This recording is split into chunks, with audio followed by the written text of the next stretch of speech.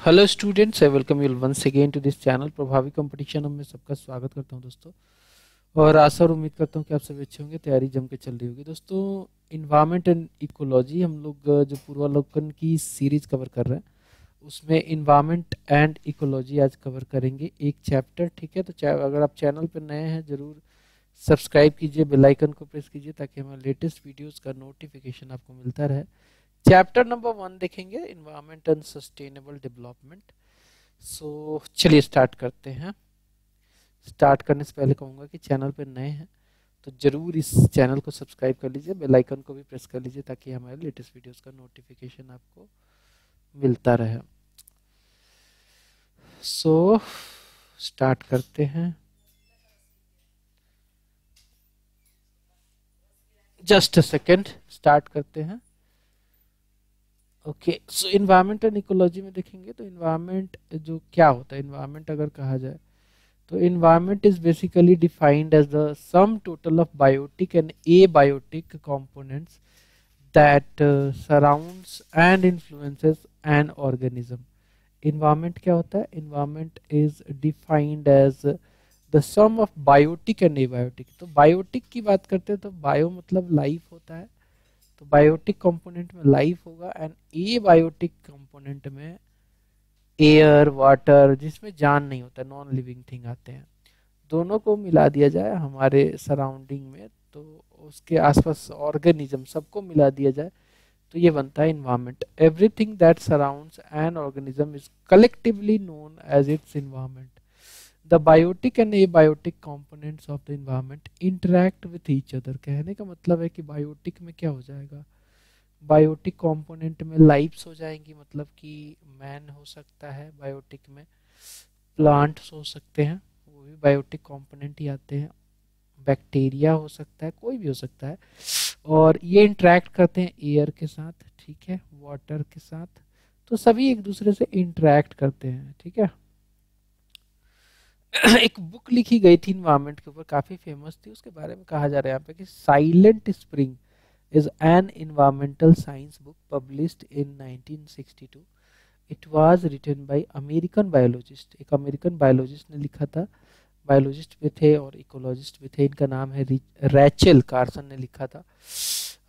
अगर हम अपने एक एक्ट की बात करें, गवर्नमेंट ऑफ इंडिया का एक्ट है एनवायरमेंट प्रोटेक्शन एक्ट 1986, इसके हिसाब से इन्वायरमेंट क्या होता है, इसके हिसाब से environment which includes physical, abiotic and biotic components, ठीक है, and that interaction with each other. Environment includes three component.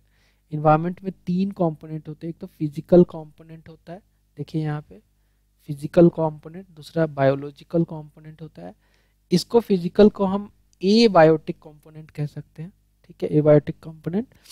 Biological को हम बायोटिक कंपोनेंट कह सकते हैं। तीसरा जो होता है वो मैन मेड या फिर कह सकते हैं कि कल्चरल या फिर मैन मेड जो है कंपोनेंट भी होता है, ठीक है, आर्टिफिशियल कंपोनेंट भी इसको कह सकते हैं। तो इन तीन कंपोनेंट में फर्दर डिवीजन है, जैसे फिजिकल डिवीजन में फिजिकल कंपोनेंट में लैंड भी आता है, इसमें एयर भी आता है और इसी में वाटर भी आ जाएगा। जबकि बायोलॉजिकल मतलब लाइफ से रिलेटेड है, तो इसमें प्लांट में भी लाइफ होता है, एनिमल में भी लाइफ होता है, और माइक्रो बैक्टीरिया जो होता है, माइक्रोब्स जो होते हैं, छोटे छोटे ऑर्गेनिज्म जिनको हम सूक्ष्म जीव कहते हैं, वो भी बायोलॉजिकल कंपोनेंट का ही पार्ट है। अगर हम बात करें आर्टिफिशियल कंपोनेंट या फिर मैन मेड कंपोनेंट, तो उसमें इकोनॉमिकल कंपोनेंट आ जाएगा, इंसान इकोनॉमी को चलाता है, इकोनॉमी मतलब पैसा रुपया, and those assets which can be measured in terms of value. इसके अलावा सोशल कंपोनेंट आता है, पॉलिटिकल कंपोनेंट, ये सब जो है कल्चरल या फिर मैन मेड कंपोनेंट में आ जाते हैं।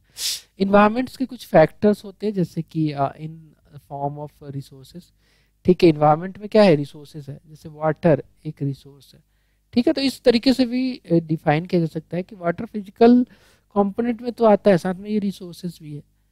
एंड इसके अलावा in form of controller. Layer की बात करें तो इन्वायरमेंट के दो लेयर होते हैं, स्मॉल लेयर है, लार्ज लेयर है। स्मॉल लेयर में मतलब बैक्टीरिया वगैरह आते हैं, काफी सूक्ष्म जीव होते हैं, और लार्ज लेयर में इन्वायरमेंट ऑफ ट्री वगैरह आ सकता है। वेरिएशन होता है इन्वायरमेंट में, और वेरिएशन के फैक्टर्स क्या क्या हैं, क्लाइमेट चेंज, इन्वायरमेंट कहीं का बदल सकता है, अगर कहीं पे बिल्कुल कह सकते हैं कि हरा भरा है और क्लाइमेट चेंज होते होते वहाँ पे सूखा भी हो सकता है और पूरी हरियाली जा सकती है। तो एक फैक्टर है क्लाइमेट चेंज, जिससे कि वेरिएशन आ सकता है इन्वायरमेंट में, चेंज आ सकता है इन्वायरमेंट में। इसके अलावा सॉइल टाइप भी बिल्कुल डिटरमाइन करता है, चेंज इन टोपोग्राफी, ये सारे ऐसे फैक्टर्स हैं जो कि वेरिएशन ला सकते हैं इन्वायरमेंट में। तो ये पूरा फ्लो चार्ट हमने देखा इन्वायरमेंट और उसके स्ट्रक्चर का। यहाँ पे वही चीज़ लिखी गई है कि जो तीन हमने कंपोनेंट की बात की थी इन्वायरमेंट की, जिसमें फिजिकल, जिसे हम एबायोटिक कंपोनेंट भी कह सकते हैं क्योंकि इसमें जान नहीं होता है, तो उसमें एक आता है सॉइल, फिर एक एयर है और वाटर है जिससे हम लोग इंटरेक्ट करते हैं। बायोटिक कंपोनेंट एबायोटिक कंपोनेंट से इंटरेक्ट करता है, जैसे प्लांट को सॉइल चाहिए ही चाहिए, बिना सॉइल के प्लांट ग्रो कर सकते हो क्या? ह्यूमन को सॉइल किस लिए चाहिए भैया? एयर किस लिए चाहिए? सॉइल चाहिए उसको ताकि वो अपनी खेती कर सके, वहां से फूड ग्रो कर सके। एयर चाहिए सांस लेने के लिए, वाटर चाहिए पीने के लिए। एनिमल को भी सेम चीज, और माइक्रो ऑर्गेनिज्म को भी ये सब चाहिए। सॉइल में बहुत सारे बैक्टीरिया रहते हैं, वाटर में बैक्टीरिया रहते हैं, एयर में बैक्टीरिया है। कल्चरल एलिमेंट में जो मैन मेड भी कह सकते हैं, इसमें मैन मेड फीचर्स जैसे कि इकोनॉमिकल, सोशल और पॉलिटिकल एलिमेंट्स आ सकता है। सस्टेनेबल डेवलपमेंट की बात कर रहे हैं, देखो वैसा डेवलपमेंट जो कि एक कह सकते हैं कि अपना डेवलपमेंट आप करो लेकिन ऐसा एक्सप्लॉइट ना करो नेचुरल रिसोर्सेज के कि आज ही खत्म हो जाए और फ्यूचर जनरेशन के लिए कुछ ना रहे। तो sustainable development is the concept of development that meets the need of the present,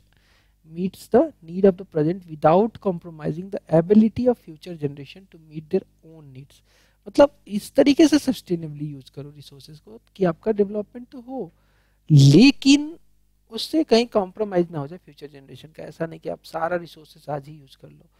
so sustainable development जो है is a subject of sensitivity in context of natural resources from one to another generation। The main objective of sustainable development is the conservation of natural resources। Main objective क्या है sustainable development का? Conservation करना natural resources का, उनका proper management करना natural resources का।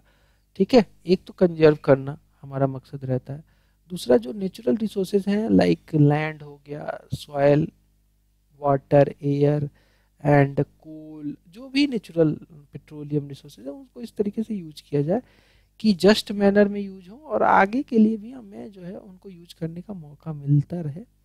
Environment के अगर हम बात करें और इसके इंटरेक्शन की, तो देखो इन्वायरमेंट में यहाँ पे 4 कंपोनेंट दिया गया है। वैसे वो वाले कंपोनेंट की मैं बात नहीं कर रहा हूँ, इसके क्या क्या होता है इन्वायरमेंट में, क्या क्या एक दूसरे को इंटरेक्ट करते हैं। तो सबसे पहले इसमें एटमॉस्फेयर आता है। एटमॉस्फेयर मतलब कि ये अर्थ हो गया, तो इसके चारों तरफ का जो एक लेयर ऑफ गैसेस है, ठीक है, उसे हम एटमॉस्फेयर कहते हैं। एटमॉस्फेयर जो है उसमें लेयर्स होते हैं। सबसे पहला लेयर जो है एक 8 से लेकर 13 किलोमीटर अगर धरती से ऊपर जाओगे तो उस लेयर को हम लोग ट्रोपोस्फियर कहते हैं। उसके बाद फिर फर्दर 50 किलोमीटर जाओगे तो आपको वहाँ पे स्ट्रेटोस्फियर लेयर मिलेगा। फिर और ऊपर जाओगे तो आपको मेसोस्फियर मिलेगा, फिर एक्सोस्फियर मिलेगा। इस तरीके से आपका जो है एटमॉस्फेयर में लेयर्स हैं। ट्रोपोस्फियर, स्ट्रेटोस्फियर दिया गया है। लिथोस्फीयर में क्या क्या आता है? लिथो मतलब समथिंग रिलेटेड टू लैंड, धरती से रिलेटेड है। तो धरती पे क्या है? माउंटेन है, प्लेन्स है और डेजर्ट भी रहते हैं। इस तरीके के लिथोस्फीयर के फीचर्स हो सकते हैं।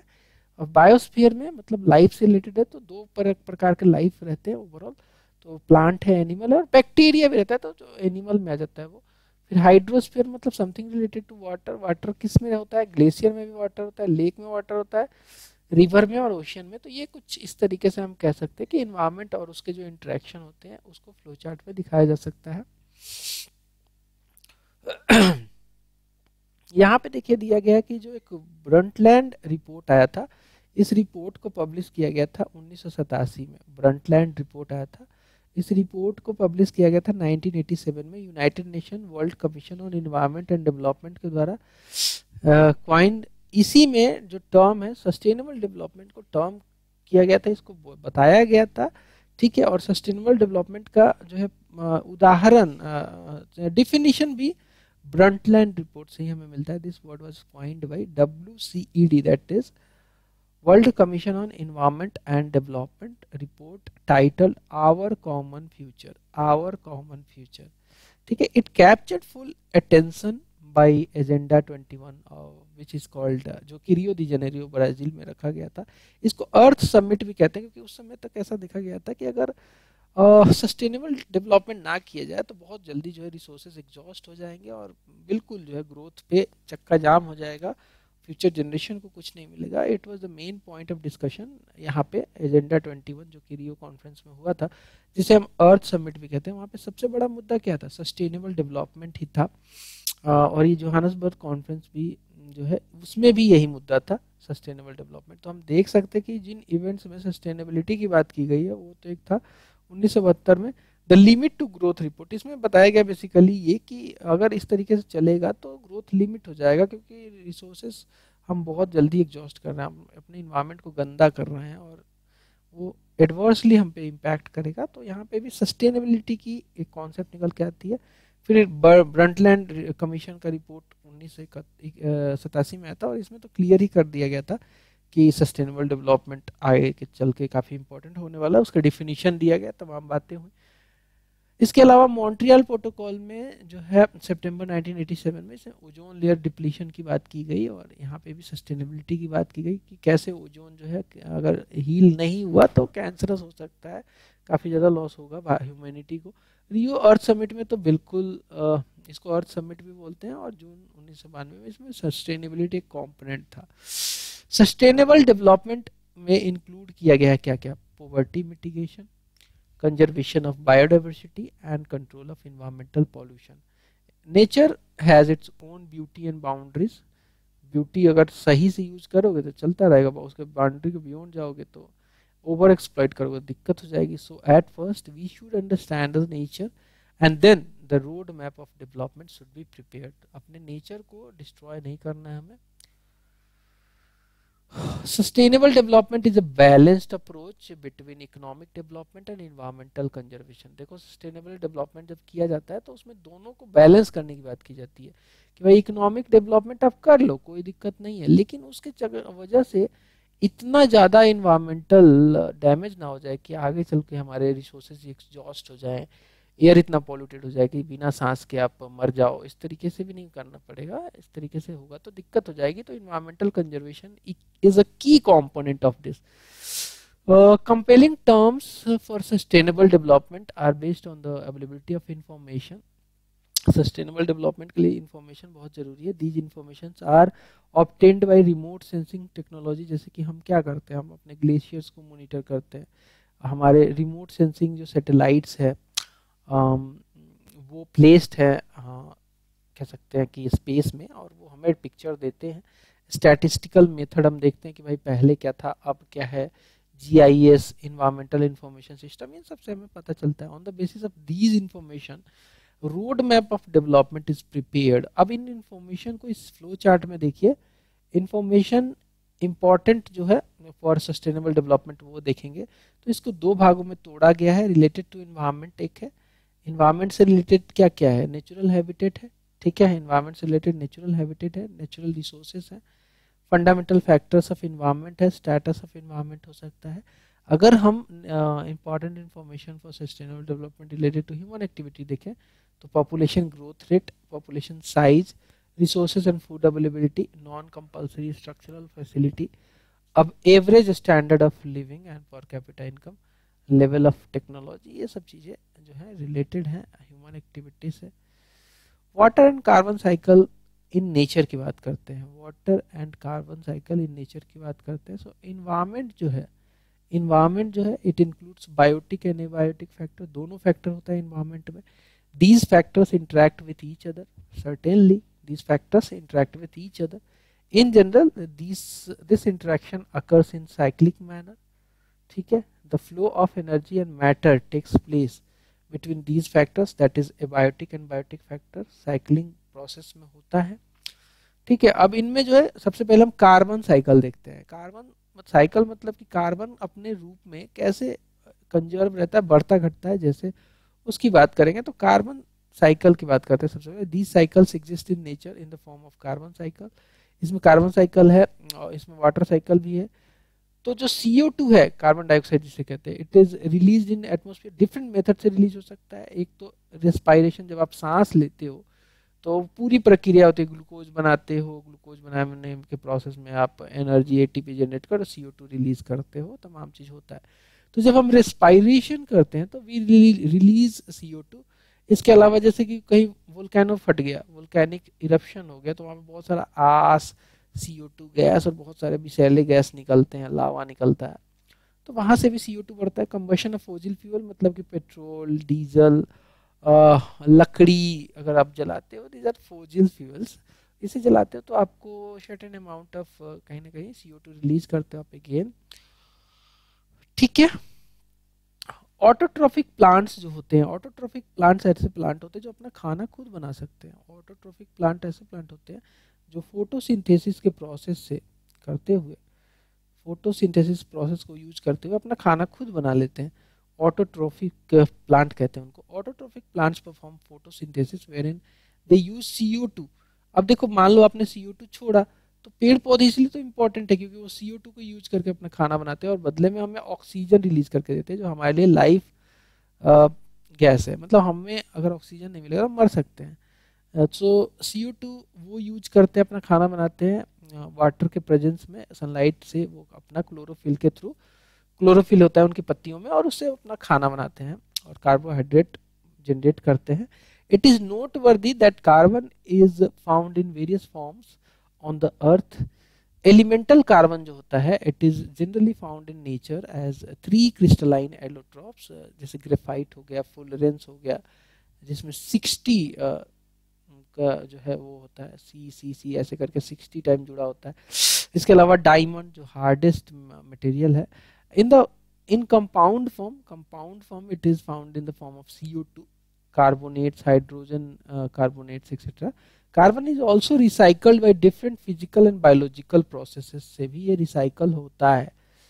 ठीक है। तो कार्बन जो है साइकिल हमने देखा थोड़ा सा। अब देखो इसका पिक्चर बना के दिया है हमें CO2 का, कार्बन साइकिल इन नेचर कैसे होता है। जैसे कि CO2 इन अर्थ एटमोस्फियर कैसे जनरेट किया था, हमने बताया था कि रेस्पायरेशन हो गया, इसके अलावा जो है फॉसिल फ्यूल की बर्निंग हो गई, ये तमाम मेथड था।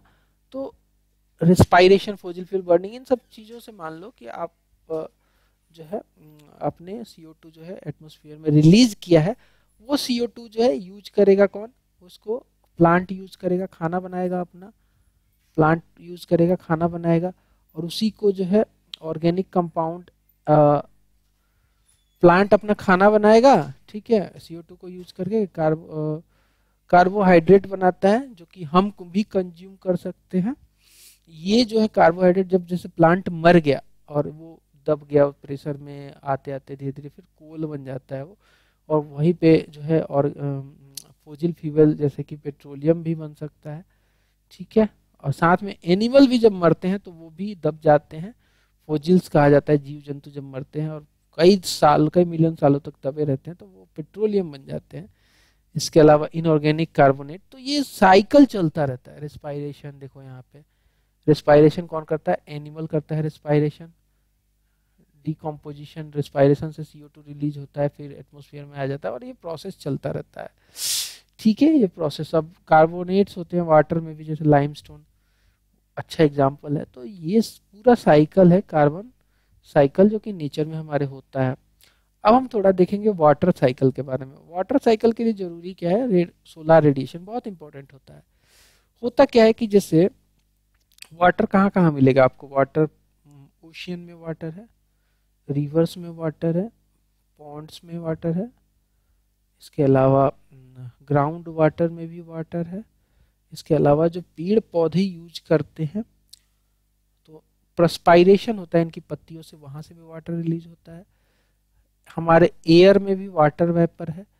तो होता क्या है कि जैसे सोलर रेडिएशन पड़ता है, जैसे ओशियन पे पड़ा, मान लो एक एग्जांपल लेते हैं, ओशियन पे पड़ा, तो ये क्या करता है, इसको इवेपोरेट करता है, इवेपोरेट करता है। और ये जितना ज़्यादा सनलाइट पड़ता है, सोलर रेडिएशन पड़ता है, ये इवेपोरेशन जो है, ये कन्वेक्टिव करंट टाइप ऐसे उठने लगते हैं ऊपर। ठीक है, एक सर्टेन हाइट तक ये उड़ते हैं, ठीक है, इवेपोरेट होके उड़ते जाते हैं, ऊपर जाते हैं, और ऊपर उठते उठते एक समय ऐसा आता है लो टेम्परेचर होता है, तो वहां पे इनका कंडेंसेशन शुरू हो जाता है। कंडेंसेशन मतलब कि बादल का बनना। और ये जब कंडेंसेशन इतना हेवी हो जाता है, इतना ज़्यादा इसमें पानी हो जाता है कि अपने को होल्ड ना कर पाए, तो ये बारिश हो जाती है। तो यहाँ से जो पानी निकला पूरा ये प्रोसेस फॉलो करके फिर यही गिर गया, और इस तरीके से चलता रहता है। इस साइकिल को हम वाटर साइकिल कहते हैं। इसमें सोलर रेडिएशन बहुत इंपॉर्टेंट होता है। समझ में आई बात? तो कह सकते हैं कि सोलर रेडिएशन जो है it plays the most important role in water cycle. Solar radiation initiates water cycle by evaporating water, जो मैंने आपको समझाया। ह्यूमिडिटी हो जाती है जब वाटर वेपर जो है गैस में, वाटर का कंटेंट जो होता है उसी को ह्यूमिडिटी कहते हैं। तो जैसे जैसे ये वाटर वेपर ऊपर उठता है, वो गैस में मिलता है, उस ह्यूमिडिटी बढ़ती जाती है। So humidity is defined as some measures of water vapor content of air या फिर other gas. The term humidity is in general term to quantify the amount of water vapor in the gas. Significantly, humidity is measured using hygrometer या फिर psychrometer से। Hygrometer या psychrometer से major होता है। The water cycle is driven primarily by energy from the sun. The water cycle is driven primarily by the energy from the sun. The solar radiation drives the cycle by evaporating water from oceans, lakes, rivers, even soil से ये निकलता है. It forms water droplets and clouds, जैसे मैंने बताया था, where water droplets eventually gain enough mass to fall back to the earth. जो मैंने प्रोसेस बताया था, देखो कंडेंस वाटर इतना हेवी हो गया कि अब बारिश करा दिया इसने. The water cycle is essentially a closed system. मतलब कि धरती पे जितना वाटर है उतना ही है, इसमें बढ़ घट नहीं सकता है, वो चेंज हो सकता है कि ओशियन में ज़्यादा वाटर हो गया, रिवर का कम हो गया, ग्राउंड वाटर कम हो गया, वो हो सकता है। बट जितना अमाउंट ऑफ वाटर है वो क्लोज्ड फॉर्म में है, क्लोज्ड सिस्टम में है। वाटर वेपर में हो सकता है, वाटर इन ओशियन हो सकता है, बट उनकी मात्रा बढ़ घट सकती है, लेकिन ओवरऑल वाटर का कंटेंट नहीं बढ़ सकता है या घट सकता है। Which means the volume of water that is in hydrosphere today is the same amount of water that has always been present in the earth system. ठीक बात है। अब देखिए यहाँ पे ये वही प्रोसेस जो मैंने आपको समझाया था, सेम प्रोसेस है। क्लाउड फॉर्म हुआ, बारिश हुई। अच्छा, अब आगे आते हैं और देखते हैं ये वाला पोर्शन।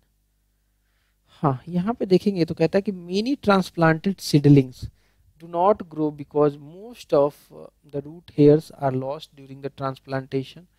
ठीक है, क्या होता है कि जो सीडलिंग जो होती है वो क्यों नहीं बढ़ती हैं कई बार, क्योंकि हम जानते हैं कि उनके जड़ों में, मान लो कि एक पौधा है, उसकी ये जड़ें हैं, उसकी जड़ों में ये हेयर्स होते हैं। अगर हेयर लॉस हो गया तो ये वाला हेयर गया तो ये वाटर को जो है ऑस्मोसिस प्रोसेस से पूरे पेड़ तक नहीं पहुंचा पाएगा। So, वही कह रहा है कि many transplanted seedling do not grow because most of the root hairs are lost during transplantation. जैसे कि आप ट्रांसप्लांटेशन क्या होता है, एक जो पौधा है लगा है यहाँ पे, आप इसको उखाड़ लिए और दूसरी जगह लगा दिए, तो ट्रांसप्लांटेशन में इसकी रूट हेयर्स लॉस हो जाते हैं, जिसकी अगर आपको करना है तो कंप्लीट इतना एरिया मिट्टी वहाँ से उखाड़े तब लगाए, ज़्यादा बेटर होता है। The function of root hair is to collect water and minerals, nutrient present in the soil and take this solution up to through roots to the rest of the plant. यहाँ पे देखेंगे हम imbibation of water from soil from less concentration to high concentration. तो यहाँ पे देखिए soil solution है, यहाँ पे water है। अब जो अगर less concentration है water का तो ये लेस ऑस्मोसिस प्रेशर होगा। अगर इनबाइवेशन कर दिया हमने यहाँ पे पानी और वो कर दिया तो ज़्यादा अगर हो गया, रूट हेयर वैक्यूल लिक्विड जो है रूट हेयर के थ्रू मोर कंसंट्रेशन वाटर से ज़्यादा ऑस्मोसिस प्रेशर के थ्रू पौधे में पहुँचा सकते हैं ज़्यादा से ज़्यादा पानी। So these are made up of cellulose and nominal pectin which help in it as a gelling agent with the soil. Another reason is the use of fertilizers which increases the concentrations of soil and make it difficult for plants to absorb water. होता क्या है कि जैसे soil है उसमें आपने अगर chemical fertiliser मिला दिया तो कंसंट्रेशन वाटर का कम हो जाता है, वो सोख लेता है, जो केमिकल है वो सोख लेता है। इस वजह से जब प्लांट्स को ज़्यादा से ज़्यादा पानी चाहिए ताकि उसमें प्रेजेंट न्यूट्रिएंट्स को ले सके, तो अगर पानी नहीं डालोगे, खाली केमिकल फर्टिलाइजर डाल दिया, तो वो भी घातक है, आपका पौधा सूख जाता है। This situation causes desiccation of plant cells causing leaves to burn brown. अब हम आते हैं और देखते हैं एटमोस्फियर के बारे में। ठीक है, एटमोस्फियर की बात करते हैं। तो एटमोस्फियर, जैसे मैंने बताया था कि मान लो कि ये धरती है, इसके चारों तरफ का जो गैस का लेयर है, इसी को तो एटमोस्फियर कहते हैं। So the thin layer of gases surrounding the earth is called atmosphere. ये जो अर्थ है, इसके चारों तरफ थिन लेयर जो है गैसेस का सराउंडिंग जो इसके है, उसी को हम एटमोस्फियर कहते हैं। The atmosphere is majorly consist of nitrogen. सबसे ज़्यादा नाइट्रोजन होता है एटमोस्फियर पे 78%, उसके बाद ऑक्सीजन लगभग 21%, फिर CO2 0.03% होता है, और उसके बाद फिर argon and so on. So the air around us is a mixture of gases of course. तो देखिए, ऑक्सीजन और CO2 में कैसे इंटरेक्शन होता है। प्लांट्स को क्या चाहिए, प्लांट्स को चाहिए CO2। CO2 चाहिए खाना बनाने के लिए, in presence of sunlight and water वो खाना बनाते हैं CO2 की मदद से, क्लोरोफिल को यूज करके। तो इनको चाहिए CO2। CO2 कौन रिलीज करता है, एनिमल, रेस्पायरेशन के थ्रू। ठीक है, CO2 रिलीज किया, प्लांट ने यूज कर लिया। अब जब प्लांट अपना खाना बनाते हैं तो वो प्रोसेस जो होता है, जो केमिकल प्रोसेस है, उसके थ्रू अपना वो कार्बन को यूज करके खाना बनाते हैं, और बदले में रिलीज कर देते हैं ऑक्सीजन। ऑक्सीजन रिलीज होता है, उस ऑक्सीजन को एनिमल यूज कर लेता है। तो ये साइकिल कैसे चल रहा है आप समझ सकते हैं, कैसे बैलेंस होता है ऑक्सीजन और CO2, आपने देखा है इसको, ये बहुत जरूरी चीज है। ठीक है, चलिए अब हम देखते हैं कि जो वेरियस गैसेस है इन्वायरमेंट में, एयर में, हमारे कंपोजिशन ऑफ एयर में, सबसे ज़्यादा नाइट्रोजन है 78.08%, ऑक्सीजन रफली हम लोग 21% कहते हैं, बट है 20.95%। आर्गन, हाँ तीसरे नंबर पे आर्गन है, सॉरी मैंने आपको कुछ और बता दिया था, कार्बन डाइऑक्साइड बता दिया था पहले। तो आर्गन तीसरे नंबर पे 0.93% लगभग कह सकते हैं। CO2 है ये 0.036% है, बहुत कम है। नियॉन जो है ये 0.002% है, फिर हीलियम 0.005%, फिर क्रिप्टन है 0.01% है, और जेनोन फिर है 0.00009%, वेरी रेयर गैस। और फिर ऑक्सीजन, ये भी बहुत कम है 0.00005%। तो ये सब बहुत कम मात्रा में। Nitrogen is the most abundant gas available in environment of course. सबसे ज़्यादा जो गैस है इन्वायरमेंट में अवेलेबल, वो कौन सा है, वो नाइट्रोजन ही तो है। So nitrogen is the most abundant gas available in environment. We need oxygen to survive and therefore we depend on plants and trees for our survival. ठीक है, हमें क्या चाहिए सर्वाइवल के लिए, ऑक्सीजन ही तो चाहिए। और तो हम ऑक्सीजन कहाँ से पाते हैं, प्लांट से पाते हैं, ट्रीज से पाते हैं। The process by which plants make their food is called photosynthesis, हमने देखा था। In this process they consume CO2 present in atmosphere and release oxygen in the atmosphere. ठीक है, CO2 जो एटमोस्फेयर में प्रेजेंट है उसको यूज करके ऑक्सीजन रिलीज करते हैं, हमने साइकिल में देख लिया था। अब देखो बहुत इंपॉर्टेंट आता है कि जो सस्टेनेबल डेवलपमेंट गोल है वो 17 है इन नंबर। ठीक है, सस्टेनेबल डेवलपमेंट जिनको हमें अचीव करना है 2030 तक, जिसको हम बोलते भी है SDG 30 या फिर SDG 2030 भी बोला जाता है। तो ये टोटल 17 है। नंबर 1 जो है वो नो पॉवर्टी है, मतलब हम चाहते हैं कि पॉवर्टी का एंड हो जाए, in poverty in all form everywhere, पूरे ग्लोब में। जीरो हंगर सेकंड इसका गोल है, end of hunger, achieve food security and improved nutrition and promote sustainable agriculture. Third जो गोल है that is good health and wellbeing, ensure healthy lives and promote wellbeing for all at all ages. फिर आता है quality education में ensure inclusive and equitable education and promote life long learning opportunity for all, सबको education मिलना चाहिए। Gender equality आता है 5वें नंबर पे, which is to achieve gender equality, वो मेल फीमेल में सब दोनों पैरिटी आ जाए, empower all women and girls. 6ठे नंबर पे clean water and sanitation, very important for progress, because अगर आपको ड्रिंकिंग वाटर ही क्लीन ना मिले तो आप बीमार पड़ जाओगे, बीमार व्यक्ति काम नहीं कर सकता, सब जानते हैं। ensure availability and sustainable management of water and sanitation for all. फिर आता है affordable and clean energy. Energy की कंजम्पशन अभी भारत में लो है, इससे और इंक्रीज होना ही है. So ensure access to affordable, reliable, sustainable and modern energy for all. 8th number पे आता है decent work and economic growth. promote sustained, inclusive and sustainable economic growth, full and productive employment and decent work for all. ये target है decent work and economic growth का. फिर 9th number पे आता है industry, innovation and infrastructure.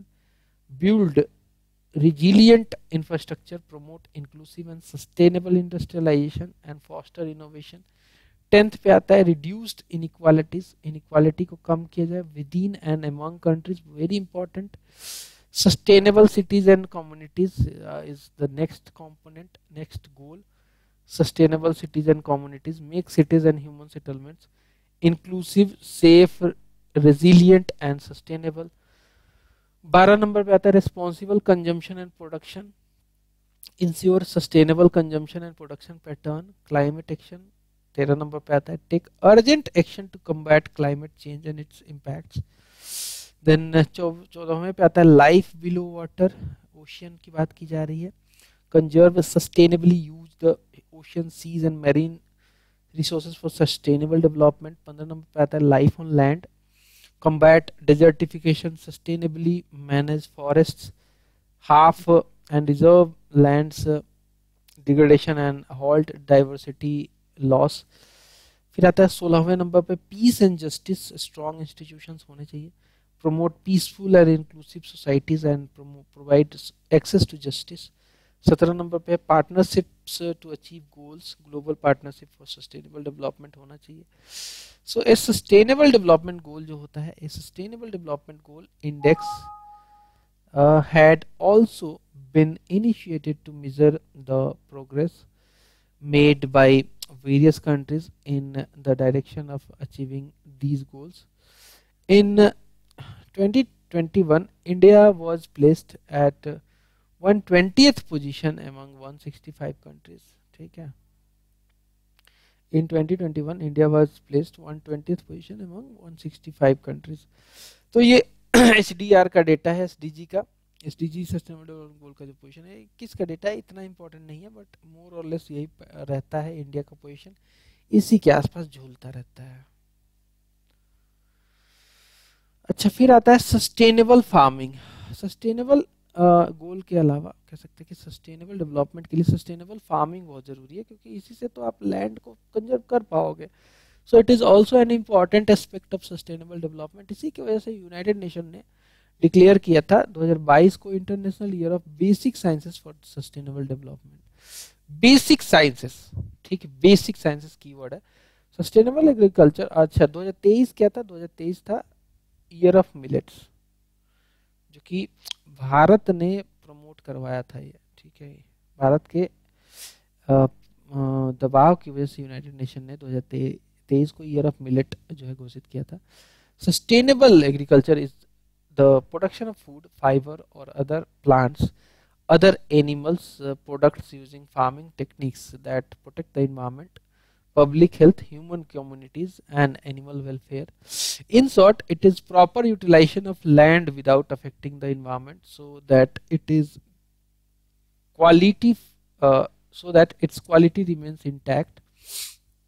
Use of chemical fertilizers and pesticides has adversely affected soil health. Of course, अगर आप बहुत ज़्यादा केमिकल फर्टिलाइजर पेस्टिसाइड्स यूज करोगे तो सॉइल हेल्थ तो डिग्रेड होगा ही. To cope up with this, national mission for sustainable agriculture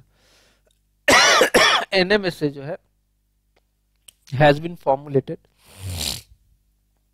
for enhancing agricultural productivity, water use efficiency, promoting nutrient management and livelihood diversification through the adoption of sustainable development pathways. This mission is a part of National Action Plan of Climate Change. Club of Rome जो है, Club of Rome is an association of economists, civil servants and scientists with a mission to promote understanding of global challenges facing humanity. The organization has prioritized 5 key areas of impact: emerging new civilization number 1, planetary emergency number 2, reframing economics number 3, rethinking finance number 4, and youth leadership and intergenerational dialogues. ठीक है, 5 and 6. So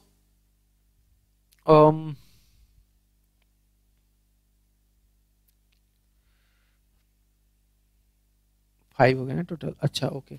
अब आते हैं अर्थ summit, Rio summit भी जिसे कहा जाता है, जो कि 1992 में रियो दी जेनेरियो ब्राजील के एक शहर में ये स्टार्ट किया गया था, एस्टैब्लिश किया गया था.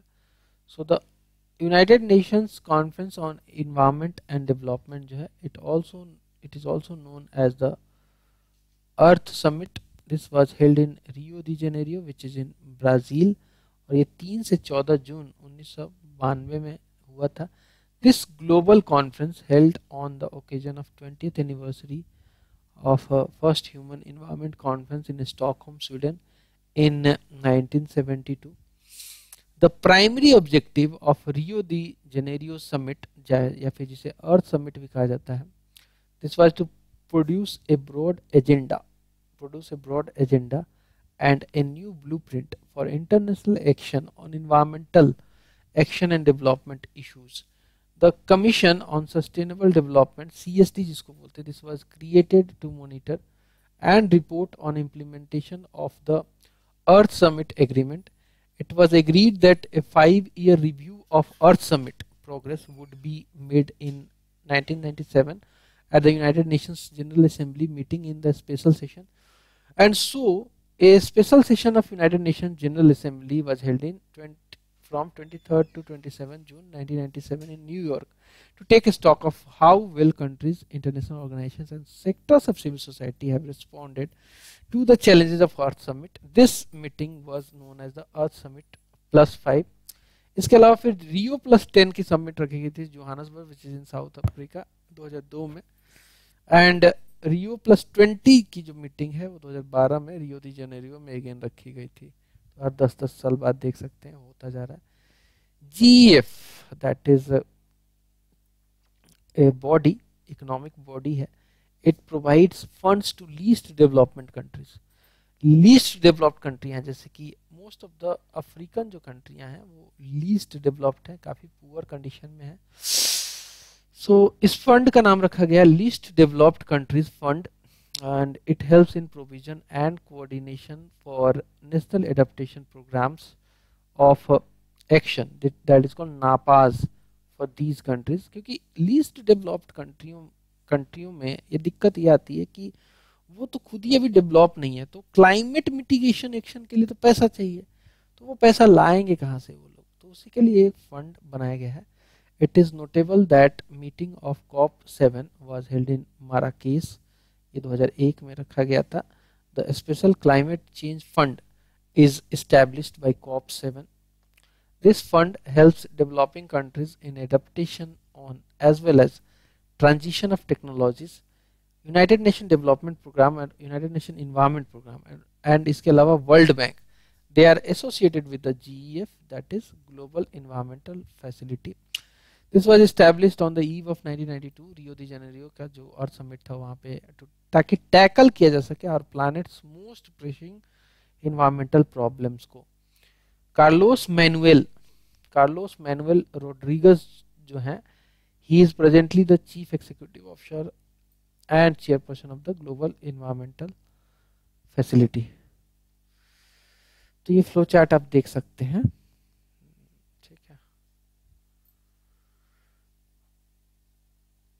अब हम आते हैं और देखेंगे इसके बारे में थोड़ा सा और शायद इसके बाद फिर हमारा आएगा acts related to climate change, environment facility, फिर क्वेश्चंस आएंगे, बेसिक क्वेश्चंस. तो चलिए इसको कंप्लीट ही करते पहले.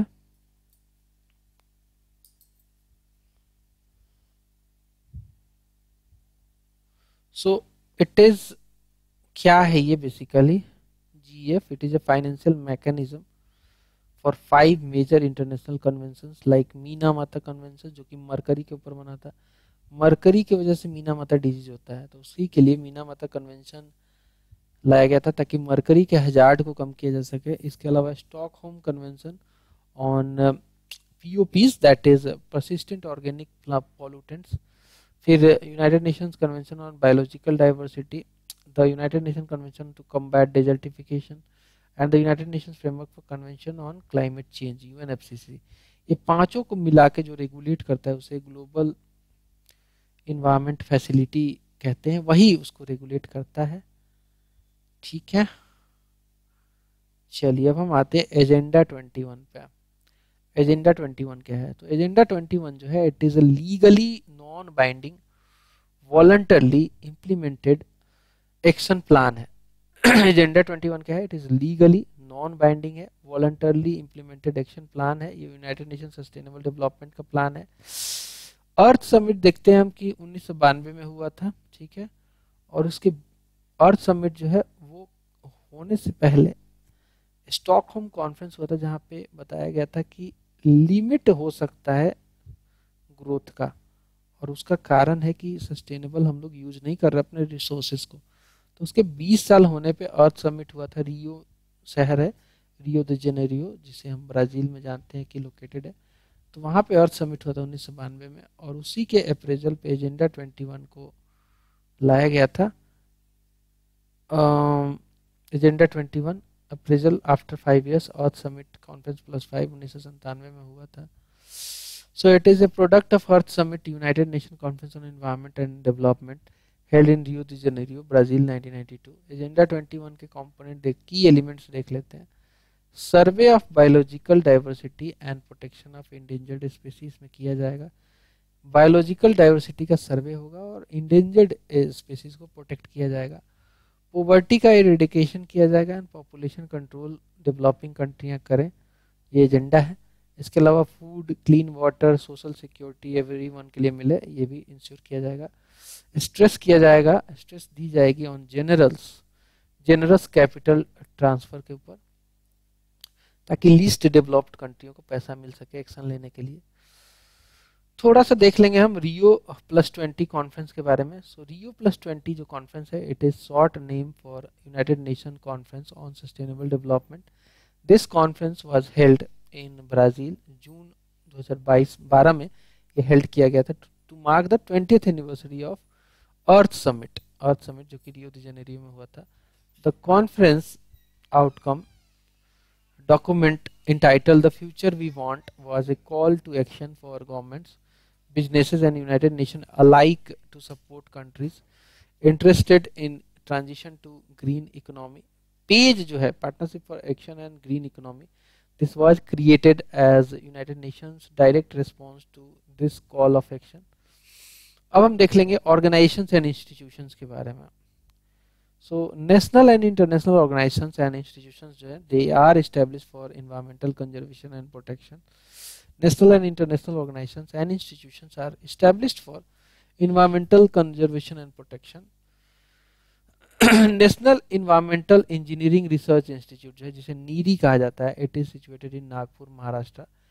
It was established as a central public health engineering research institute in 1958 to focus on water supply, sewage disposal and related diseases, and to some extent and on industrial pollution।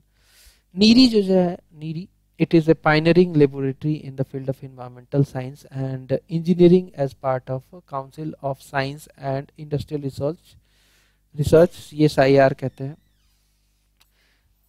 NEERI के जो है, NEERI has 5 zonal boundaries। NEERI has 5 zonal boundaries which laboratory, sorry, एक है चेन्नई में, एक है दिल्ली में, एक हैदराबाद में, एक कोलकाता, एक मुंबई में। NEERI works under the ministry of science and technology of government of India. The national environment appellate authority, better known as NEA, was set up by Ministry of Environment and Forest to address cases in which environment clearances were required in certain restricted areas। It was established by the National Environment Appellate Authority Act 1997 के तहत इसको establish किया गया था, ताकि here कर सके ये appeals, to hear appeals with respect to restriction of areas in which any industries, operations or processes shall not be carried out, subject to certain safeguards under the Environment Protection Act of 1986. इसके अलावा the World Meteorological Organization provides a framework for international cooperation in development of meteorology and operational hydrology and their practical application. WMO जो है, WMO is an intergovernmental organization with a membership of 193 member states and territories. WMO was originated from International Meteorological Organization. IMO जो है, which was founded in 1897 to facilitate the exchange of weather information across national borders. WMO जो है, World Meteorological Organization जो है, WMO became a specialized agency of United Nations on 17th March 1951. WMO का जो है implement किया गया था 1950 में. इसका हेडक्वार्टर जेनेवा स्विट्जरलैंड में है एंड इसका जो करंट सेक्रेटरी जनरल है उसका नाम है पीटेरी टलास एंड प्रेसिडेंट जो है उसका नाम है gerhard adrian जर्मनी का है. UNEP जो है, यूनाइटेड नेशन एनवायरनमेंट प्रोग्राम, इसके बारे में जानते हैं. इसको इस्टेब्लिश किया गया था 1972 में. Its headquarter is in Nairobi, Kenya, and head of UNEP is Inger Anderson, Denmark. Current का क्वेश्चन रहता है. EPA यानी कि Environment Protection Agency जो है, it is an agency of US United States का. It was established on 2nd December 1970 for enforcing standards and laws that promote the health of human individuals and environment का. फिर आता है Greenpeace international. Greenpeace international जो है, it is a non governmental organisation, एक non governmental organisation है. इसका headquarter आम्स्टरडम Netherlands में है. नीति यानी कि national institution for transforming India, NITI Aayog जो है एक नोडल इंस्टीट्यूशन है for coordination and implementation of sustainable development goals in India. अब हम देखते हैं कुछ एक्ट्स के बारे में जो कि रिलेटेड है इन्वायरमेंट कंजर्वेशन से रिलेटेड है. Some acts are passed for promoting conservation of environment. ठीक है. The environment that is Environment Protection Act was passed in India in 1986. In the India, the Environment Protection Act in 1986 is also known as umbrella legislation. The 1986 Act was passed for the purpose of implementation of decisions that were taken by United Nations Conference on Human Environment held in Stockholm 1972. उसी को implement करने के लिए एक nodal agency बनाया गया था, nodal act पास किया गया था. The environment protection act 1986 was enacted after Bhopal gas tragedy under Article 253 of the Constitution. This act provides a framework to central government for coordination of activities of various central and state authorities under the various previous laws. मतलब कि इस act के तहत previous laws वो सबको मिला के coordination करा के और इन्वायरमेंट को कैसे प्रोटेक्ट करना है. The genetic engineering approval committee जो है, it is constituted under the Environment Protection Act of 1986. On 22nd July 2010, Genetic Engineering Appraisal Committee was renamed as the Genetic Engineering Appraisal Committee. The National Green Tribunal, this was established on 18th October 2010 under the National Green Act of 2010 for effective and expeditious disposal of cases relating to environmental protection and conservation of forest, to provide the right to healthy environment construed as a part of right to life under Article 21. Justice Adarsh Kumar Goyal जो है, he is the present chairperson of the National Green Tribunal. It was established to solve the problems relating to environmental safety, forest conservation, enforcement of the legal rights, and to provide compensation to victims for their property damage. This tribunal, जो NGT की बात कर रहे हैं, this tribunal will help to reduce the number of trials which are pending in high courts. Tribunal is bound to solve applications and petitions within 1 month from the time of their filing. Environment के कुछ important facts जो कि exam perspective से हो सकते हैं उसको देख लेते हैं. एक्सेस अर्बनाइजेशन की वजह से और इंडस्ट्रियलाइजेशन की वजह से एक चैलेंज क्रिएट हो गया है सस्टेनेबल डेवलपमेंट के लिए, इकोलॉजी के लिए, इन्वायरमेंट के लिए, बायोडाइवर्सिटी और कंजर्वेशन के लिए. Green development is a book written by W.M. Adams. The full name of this book is Green Development, Environment and Sustainability in Developing World. First edition of this book was published in 1990.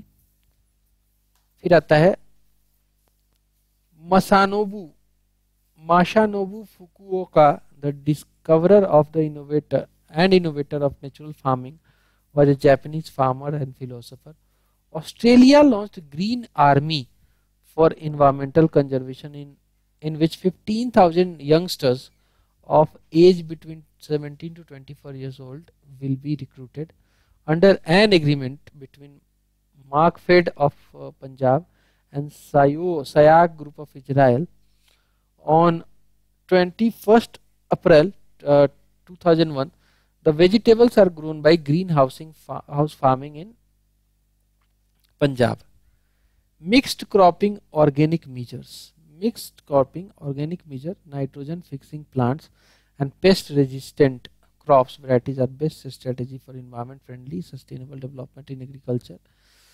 The underlying dimension of SDG targets are closely related to education and health aspects, as evident in the positive correlation between HDI, that is Human Development Index, and Sustainable Development Goal ranking of Indian state.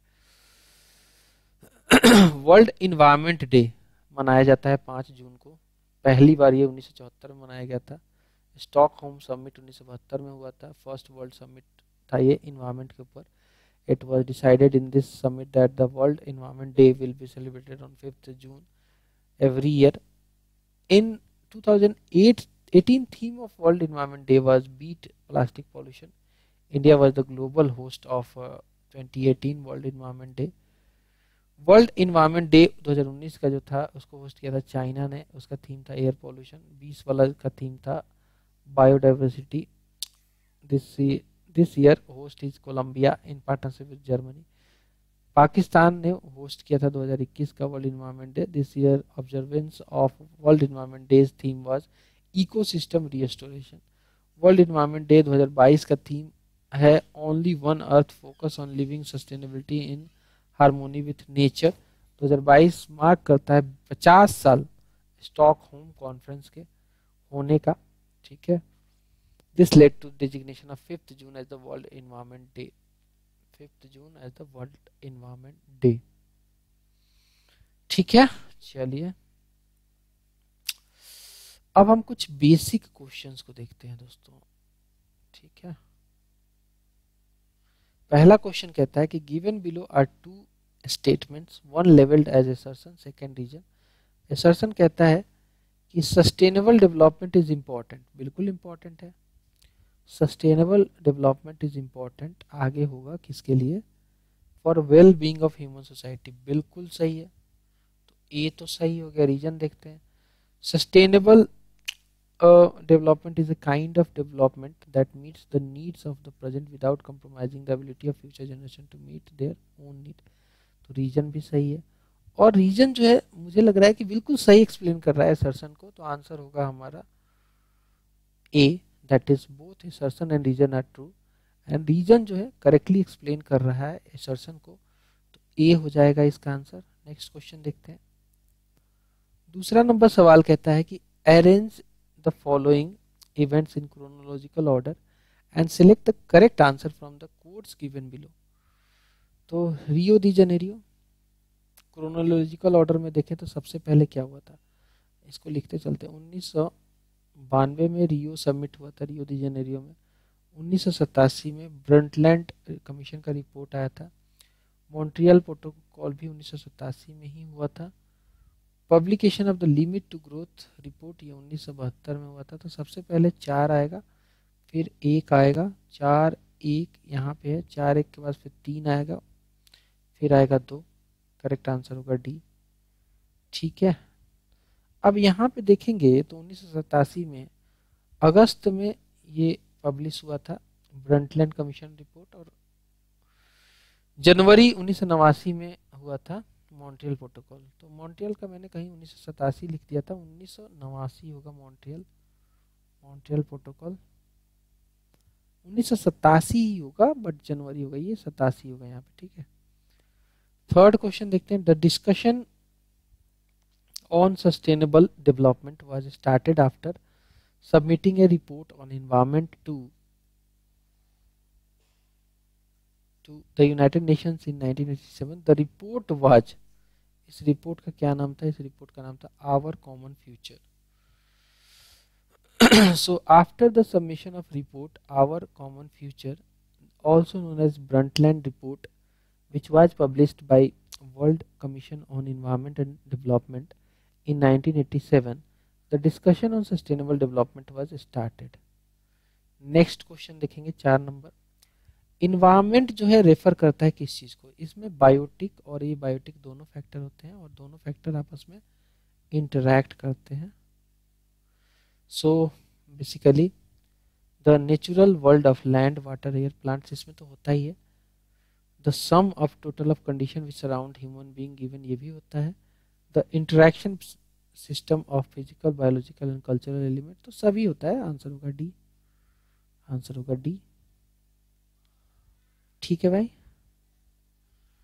5 number सवाल देखते हैं. Which of the following is not related to environmental protection. Sustainable development बिल्कुल environment को protect करेगा. Poverty alleviation से.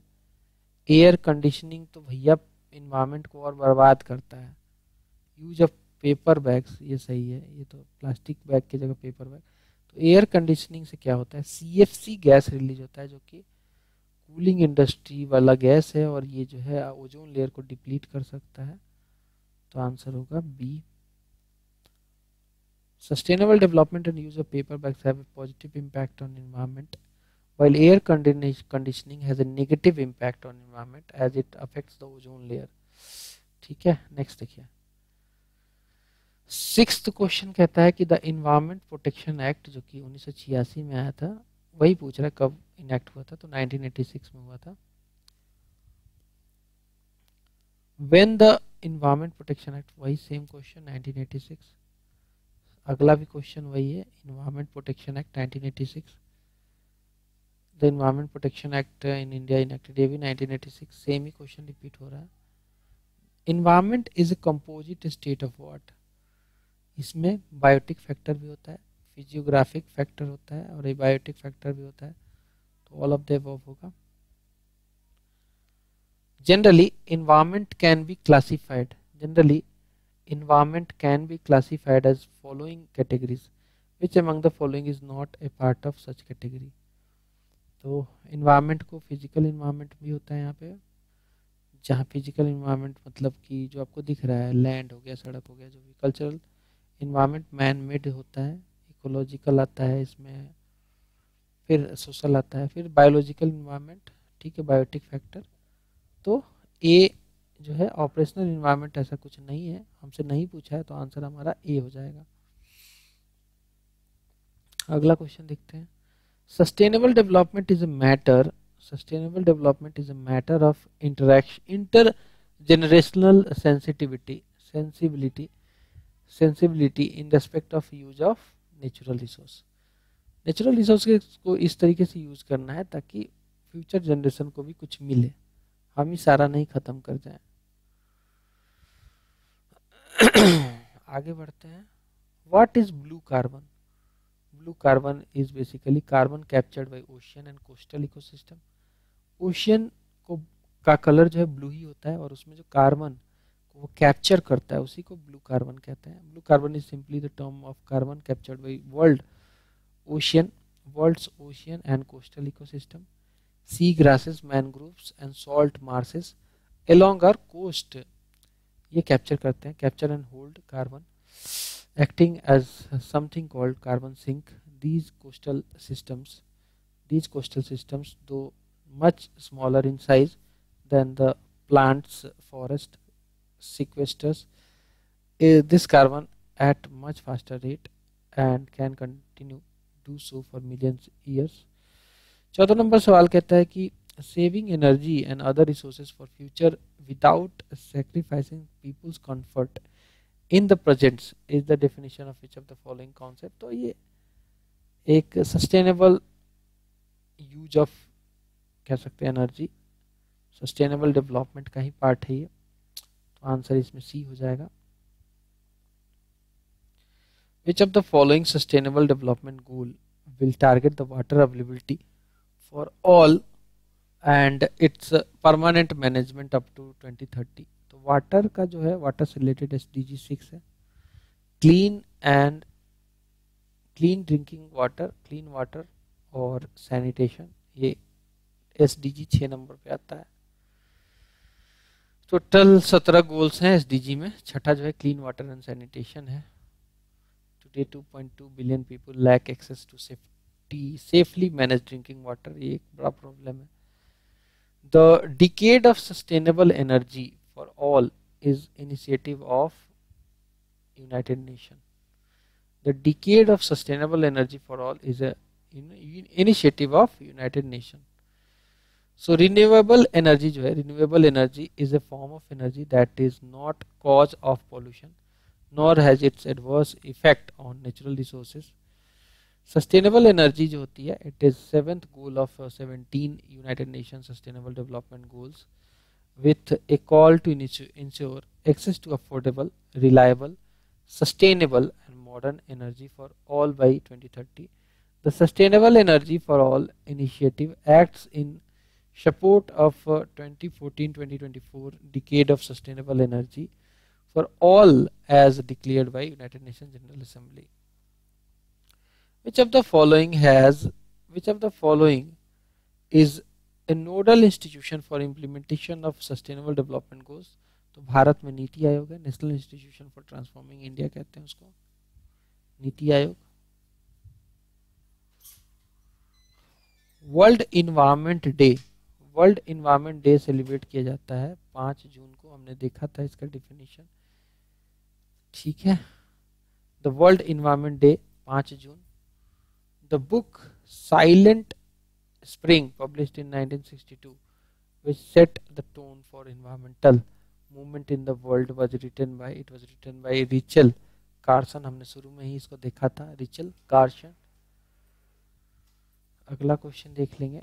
A country's natural capital includes all of the following except। Natural capital forest होता है आपका, बिल्कुल है, नेचुरल ही होता है और कैपिटल है ये, इससे आप इकोनॉमिक एक्टिविटी कर सकते हो। वाटर भी आपका नेचुरल रिसोर्स है। रोड्स जो है ये मैन मेड होते हैं रोड्स। मिनरल्स जो होते हैं वो नेचुरली पाए जाते हैं, तो आंसर हमारा सी हो जाएगा, ठीक है। नेचुरल रिसोर्सेज जो होते हैं वो एग्जॉस्टिबल और इनएग्जॉस्टिबल रिसोर्सेज में बांटा गया है। इन एग्जॉस्टिबल रिसोर्सेज में आता है solar energy, wind energy, tidal energy. Solar का भी खत्म हो सकता है क्या एनर्जी, विंड का भी बहना बंद हो सकता है क्या, रेन का भी रुकेगा क्या, मोर और लेस होता ही रहेगा। Atomic energy. एग्जॉस्टिबल में दो आते हैं, renewable and non renewable. Non renewable में आपका पेट्रोल, कोल, गैस वगैरह आ सकता है। रिन्यूएबल में फॉरेस्ट हो सकते हैं, पास्चर हो सकता है, वाटर सिस्टम होता है, एग्रीकल्चर सिस्टम होता है, वाइल्ड एनिमल सॉइल ये हो सकते हैं। What is the theme of world environment day 2018 का? तो आंसर होगा beat plastic pollution. Beat plastic pollution इसका थीम था। वर्ल्ड एनवायरनमेंट डे हम जानते हैं 5 जून को मनाया जाता है हर साल। 23 नंबर सवाल क्या कहता है? तो कहता है कि the main role of solar radiation is in. तो ये वाटर साइकिल में मेन रोल होता है। हमने पढ़ा भी था कि रेडिएशन जो है, सोलर रेडिएशन ही गर्म कराता है, पानी को ऊपर ले जाता है, बादल बनता है, पानी फिर से बरसता है वर्षा के रूप में। National environment engineering NEERI research institute कहाँ पर लोकेटेड है? तो ये लोकेटेड है दोस्तों नागपुर में। नीरी नागपुर, एन से नीरी, एन से नागपुर। 1958 में बना था ये as a CPHERI. Central public health engineering research institute, pioneering laboratory body है ये। 5 जोन में इसका 5 जोनल लेबोरेटरीज हैं इसके, चेन्नई, दिल्ली, हैदराबाद, कोलकाता, मुंबई में। 25 नंबर सवाल कहता है कि when and where the national environment engineering research institute was established. 1958 में नागपुर में बना था यह। What is important for sustainable development? Conserve कर लो बायोलॉजिकल डाइवर्सिटी को, बिल्कुल जरूरी है। प्रिवेंट कर लो, कंट्रोल कर लो पोल्यूशन को, ये भी जरूरी है। डिक्रीज कर लो आप पॉवर्टी, जीरो पॉवर्टी करना है आपको, जीरो हंगर करना है, नो पॉवर्टी करना है, इरेडिकेट करना है पॉवर्टी, सभी होगा आंसर होगा डी, सभी होगा आंसर होगा डी। 17 गोल में से ये तीनों जो है उसमें आते हैं। The common carbon metric, the common carbon metric supported by UNEP has been developed for, this has been developed for assessing the carbon footprint of building operation and around the world। ठीक है, around the world। अगला सवाल देखेंगे। अगला सवाल कहता है 28 number, which one of the following is not the objective of smart city development? तो इसका आंसर होगा स्टेबलाइजिंग क्वालिटी ऑफ लाइफ, सी इसका आंसर होगा। अर्थ समिट कहाँ पे किया गया था? रियो डी जेनेरियो में किया गया था 1992 में। सिंपल है। What are was the title of Rio de Janeiro? तो इसका टाइटल था द फ्यूचर वी वांट, इसका टाइटल था रियो 20 का the future we want, Rio 20 का 2012 में रियो में किया गया था, रियो +20 बोलते हैं। द फर्स्ट अर्थ समिट, ये रियो डी जेनेरियो ब्राजील में 1992 में, सी इसका आंसर होगा। International conference held in Rio de Janeiro was, answer होगा United Nations conference on sustainable development 1992, जिसे अर्थ समिट भी कहते हैं। What is the thin layer of gases around the earth? जो अर्थ के चारों तरफ थिन लेयर ऑफ गैसेस है उसे हम एटमॉस्फेयर कहते हैं। इसमें एयर में जो है आपको सबसे ज़्यादा नाइट्रोजन है। एयर इज मिक्सचर है, ये एयर मिक्सचर है बहुत सारे गैसेस का। 78% इसमें नाइट्रोजन है, 21% के आसपास ऑक्सीजन है। परसेंटेज ऑफ नाइट्रोजन आपका 78% हो जाएगा। 78.08 यानी कि 78%, डी इसका आंसर होगा। ठीक है, बाकी गैसेस देख लीजिए, पढ़ाया था इसको। Which of the following is considered to be the optimum concentration of carbon dioxide for natural balance in atmosphere? तो ऑप्टिमम तो 0.03% ही होना चाहिए, इससे ज़्यादा होगा तो दिक्कत होने लगती है, गर्मी बढ़ जाएगी, ग्लोबल वार्मिंग होता है ग्रीन हाउस गैस की इफेक्ट की वजह से। विच one of the following noble gases is not present in air? तो हमारे में आर्गन भी है, हमारे में नियोन भी है, हमारे में हीलियम भी है, ये सब नोबल गैसेस, पर रेडॉन नहीं है। आंसर होगा सी, रेडॉन नहीं है, रेडॉन है ही नहीं। In the atmosphere the highest percentage is of nitrogen. ठीक है, the highest percentage of gas in the air nitrogen. In if all the plants and trees vanish from earth the gas which will decrease, जब सारे plant और trees खत्म हो जाएंगे तो gas oxygen जो है बहुत कम हो जाएगा, क्योंकि ऑक्सीजन यही रिलीज करते हैं। आंसर होगा डी, CO2 यूज करते हैं, ऑक्सीजन रिलीज करते हैं। Which of the following is not function of trees? Trees का फंक्शन क्या नहीं है? एब्जॉर्प्शन ऑफ CO2 बिल्कुल है फंक्शन, एब्जॉर्प्शन ऑफ नॉइज नहीं है।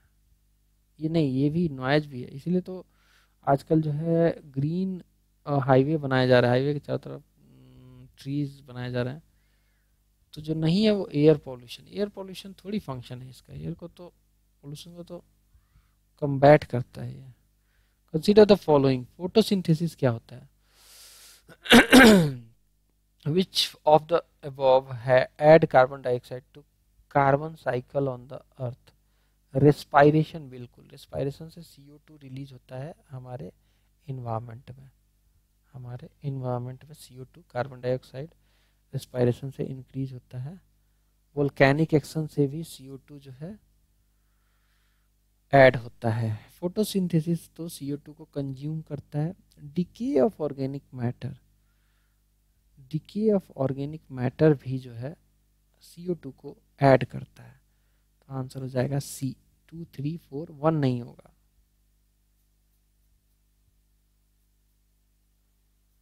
अगला सवाल देख लेते हैं। Which of the following does not add the carbon dioxide to carbon cycle on the planet earth?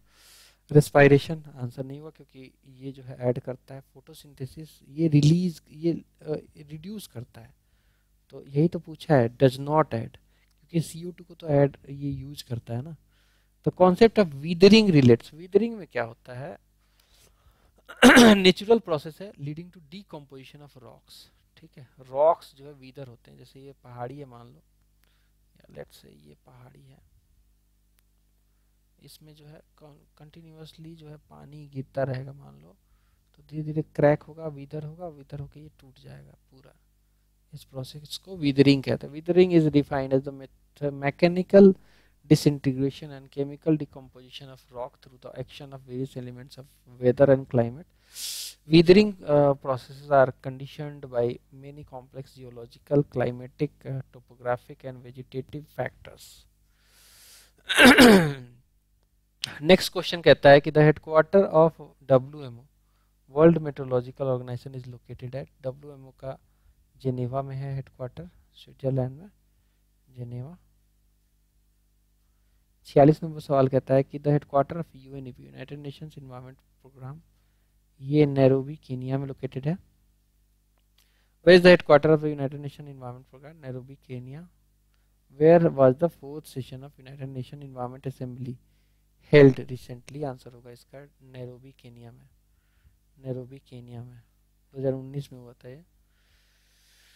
What does EPA stand for, ये होता है इन्वायरमेंट प्रोटेक्शन एजेंसी, आंसर होगा इसका C, EPA। ठीक है, इन्वायरमेंट प्रोटेक्शन एजेंसी जो है, it is an agency of the federal government of United states which was created for purpose of protecting human health and the environment by writing and enforcing regulations based on the laws passed by Congress. It was established on 2nd December 1970. 50 number question देखिए, कहता है कि in which of the following institutes the environmental information system in which center on population and environment is located, answer होगा C, IIPS Mumbai. The environmental information system in which center on population and environment is located in International Institute for Population Sciences Mumbai. NEA stands for what? NEA stands for what? Answer होगा National Environment Authority. NEA stands for National Environment Authority. The National Environment Appellate Authority जो है, better known as NEA, this was set up by Ministry of Environment and Forest to address cases in which environment clearances were required in certain restricted areas. The headquarter of Greenpeace International headquarter of green peas international कहाँ पे located है, answer होगा Amsterdam. So green peas जो है, green peas is a non governmental environmental organization with offices in over 55 countries. It is headquartered in Amsterdam, which is in Netherlands. Greenpeace states its goal is to ensure the ability of Earth to nurture life in all its diversity. 53 देखिए कहता है कि eco mark is given to Indian product which is environment friendly. Eco mark environment friendly. So EcoMark is a certification mark issued by Bureau of Indian Standard, BIS बोलते हैं, the National Standards Organization of India, to products conforming to a set of standards aimed at ensuring the least impact on ecosystem. The marking scheme was started in 1991. 54th question देखिए, कहता है कि to level environment friendly consumer product the government has started EcoMark. ठीक है। 55 देखिए, कहता है कि according to Sustainable Development Goal India Index 2019 recently released by NITI Aayog, which state holds the first position? Answer होगा Kerala state, Kerala state.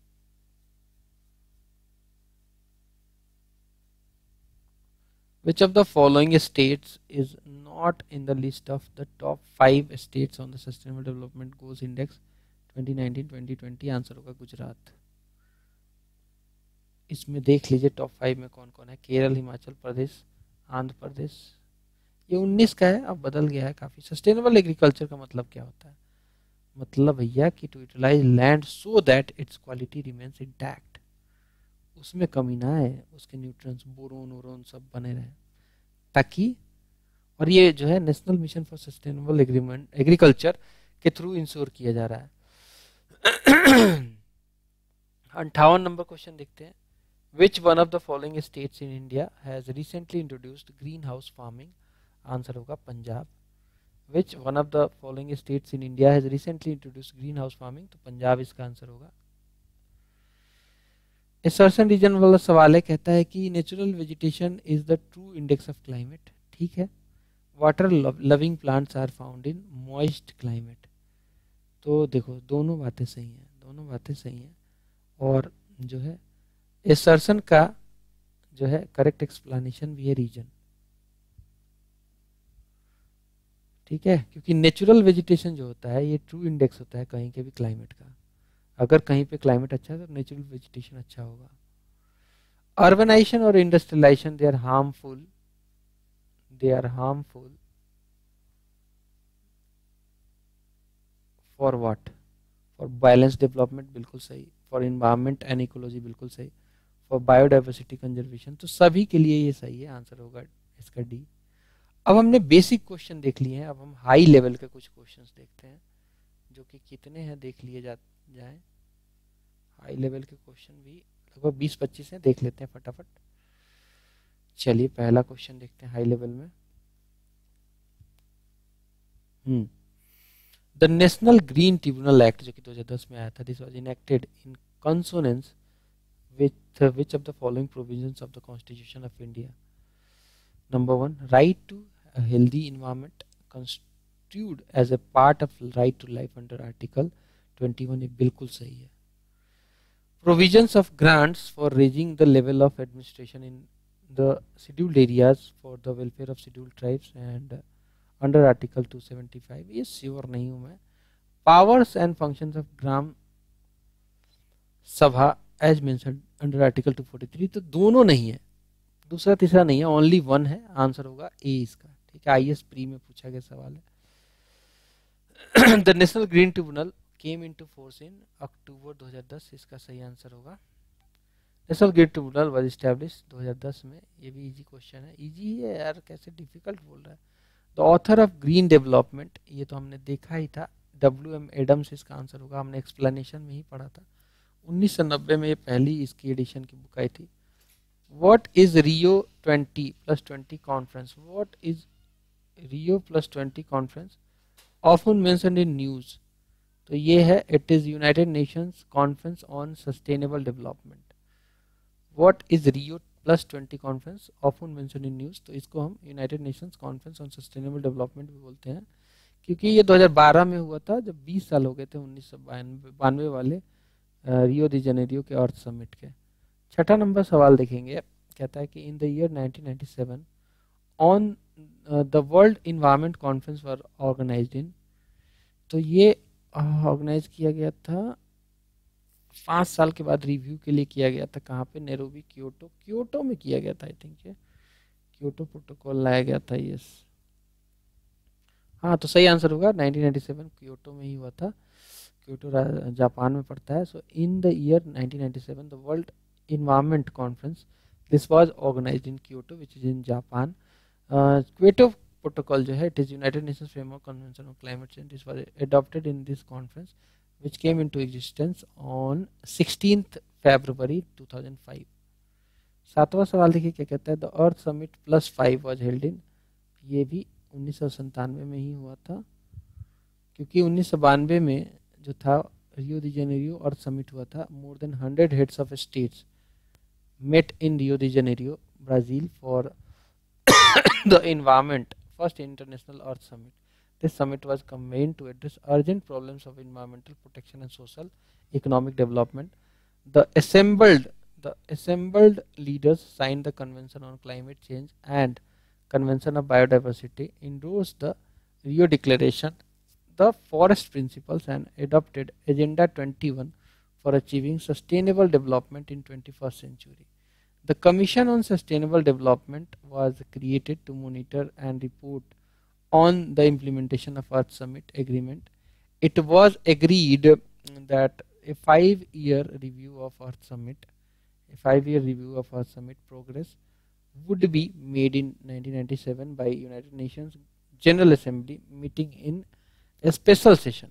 Accordingly, a special session of United Nations General Assembly was held from 23rd to 27th June 1997 in the New York to talk of how well countries, international organizations, and sectors of civil society have responded to the challenges of Earth Summit. This meeting was known as Earth Summit Plus 5.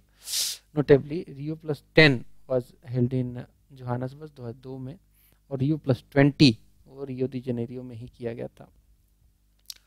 8वां number सवाल देख लेंगे। कहता है कि consider कीजिए इन statement को और बताइए कि कौन सा सही है।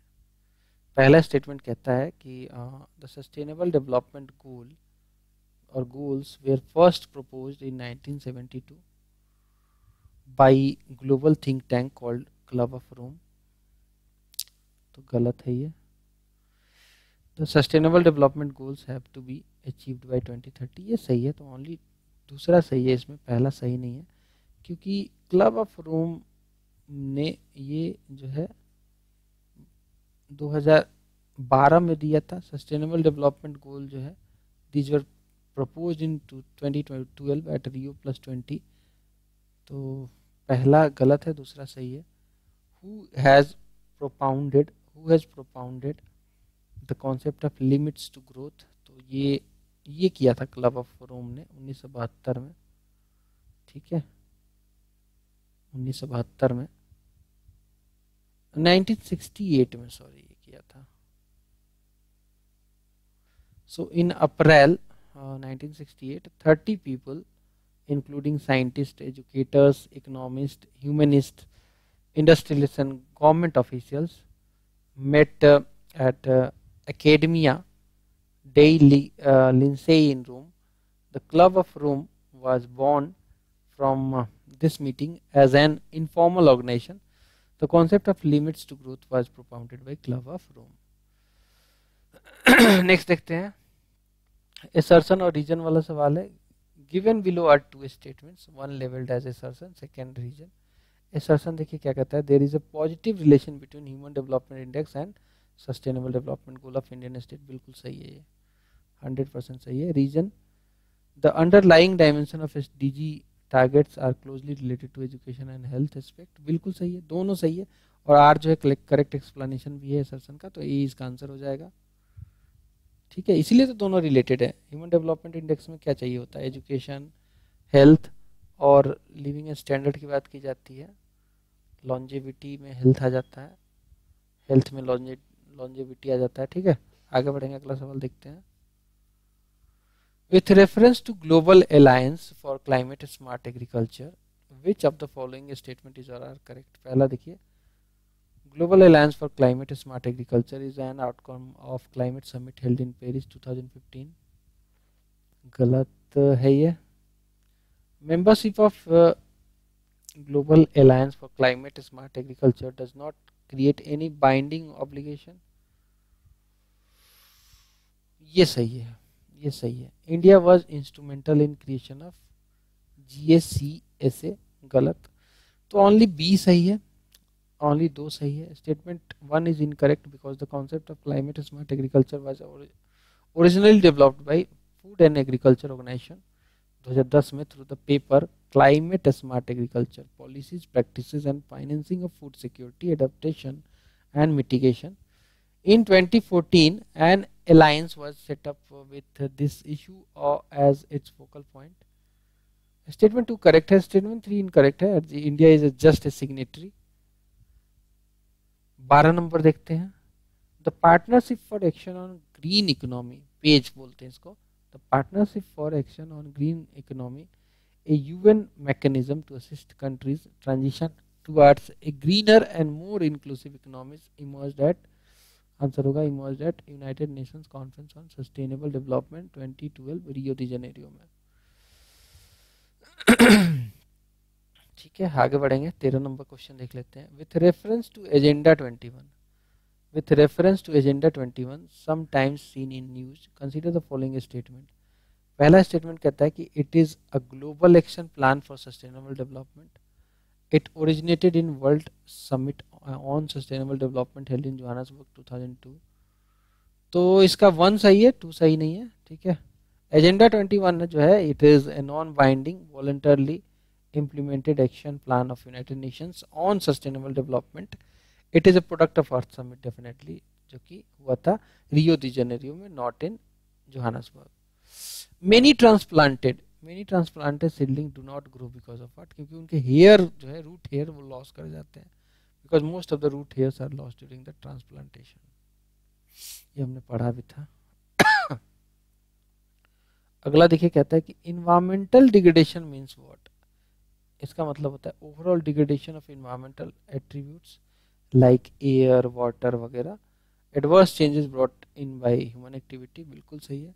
Ecological imbalances because of the ecological diversity, तो सभी सही आंसर होगा डी, सभी सही आंसर होगा डी इसका। Which of the following is related to protection of ecological balance?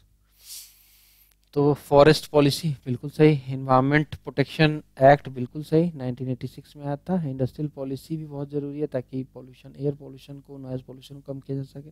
लोगों को एजुकेट करोगे तभी तो इन्वायरमेंट के बारे में समझेंगे, तो ऑल ऑफ द अबव होगा इसका।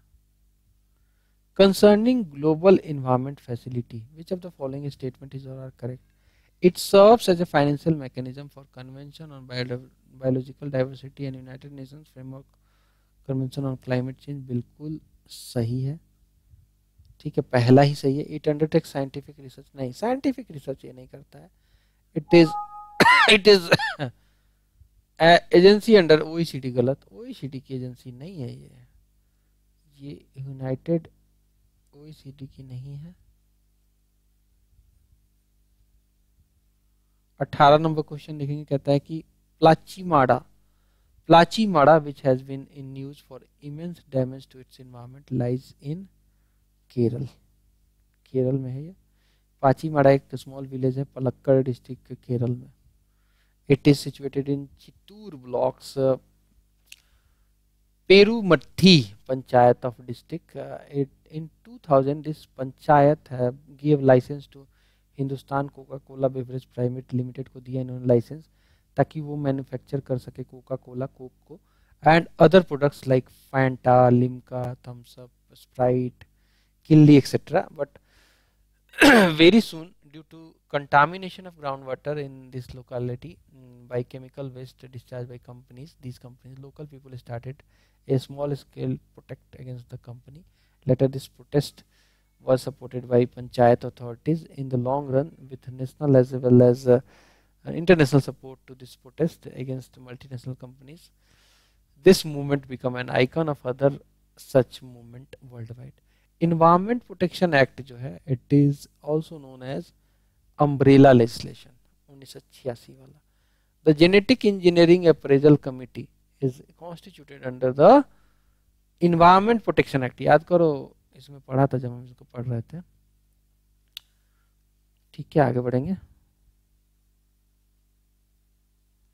With reference to circumstances in Indian agriculture, the concept of conservation agriculture assumes significance. Which of the following fall under the conservation agriculture? तो इसमें क्या करोगे भैया, अवॉइड करोगे क्या मोनोकल्चर को? बिल्कुल, मोनोकल्चर, एक ही फसल लगाओगे तो सारा का सारा न्यूट्रिशन खाता रहेगा पर्टिकुलर टाइप का, तो मल्टी क्रॉपिंग कर सकते हैं। और फिर आता है adopting minimum tillage, avoiding the cultivation of plantation crops, using crop residue to cover the soil surface, बिल्कुल सही। adopting a spatial and temporal crop sequencing, crop rotation, बिल्कुल सही। तो यार ये तो इसमें जो है सही क्या होगा, इसमें होगा सी, 2, 4 और 5 ही कह रहा है। ठीक है, 2, 4, 5 ही सही है। ठीक है,